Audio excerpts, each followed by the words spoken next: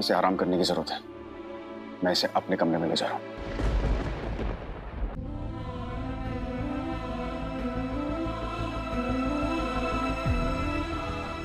मैं इसे अपने कमरे में ले जा रहा हूं। ईशान, ईशान, ईशू, ईशान ऐक माझं. थांब. ईशान थांब. ईशान, ईशान थांब. मेरी बात सुन. ईशान, कहाँ लेके जा रहा है? तू इसे अपने कमरे में नहीं ले जा सकता. ईशान, ईशान ऐक माझं. ईशान रुक.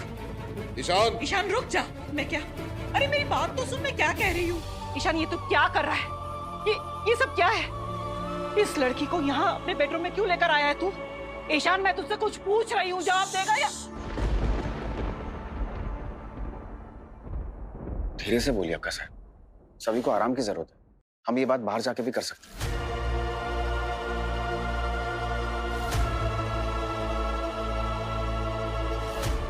ईशान, तू इस लड़की के लिए हम सबको अपने कमरे से बाहर जाने को कह रहा है? अक्का साहब आप मुझे गलत समझ रही। मैं बस इतना कहने की कोशिश कर रहा हूँ कि सभी की तबीयत ठीक नहीं है, उसे आराम करने देते हैं ना फिलहाल। हम बाहर चल के बात करते हैं।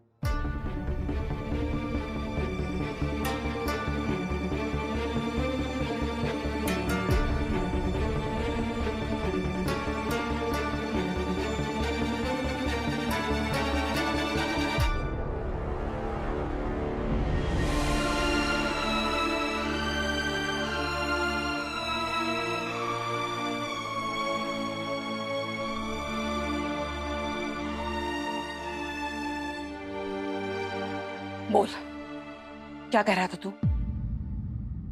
सभी ने मेरी जान बचाने के लिए अपनी जान खतरे में डाली। गोली मुझ पर चलाई गई थी, जो इसने अपने सीने पर खाई। अगर आज मैं आपके सामने जिंदा खड़ा हूं ना, तो वो सभी की वजह से।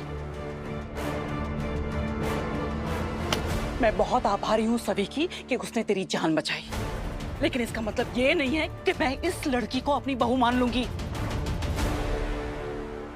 अक्का साहब बात अब इतनी छोटी सी नहीं रही, बात बहुत आगे बढ़ चुकी है।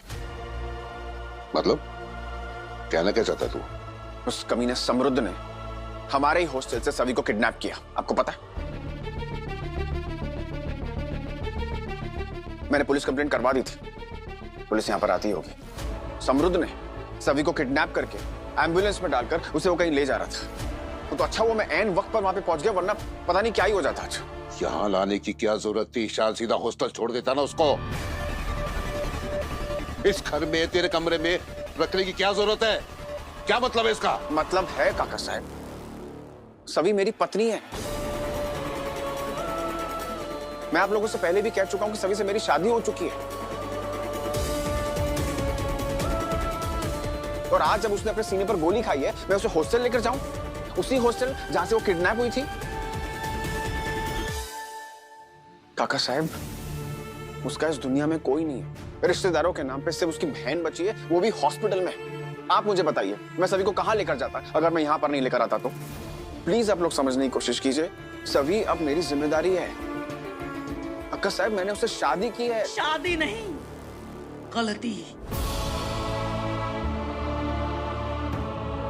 और गलती को सुधारा जाता है, उसे बोझ बनाकर अपने सर पे नहीं लाते। आदमी अगर वक्त रहते ही अपनी गलती को ना सुधारे ना, तो वही गलती उम्र भर के लिए बदकिस्मती बन जाती है।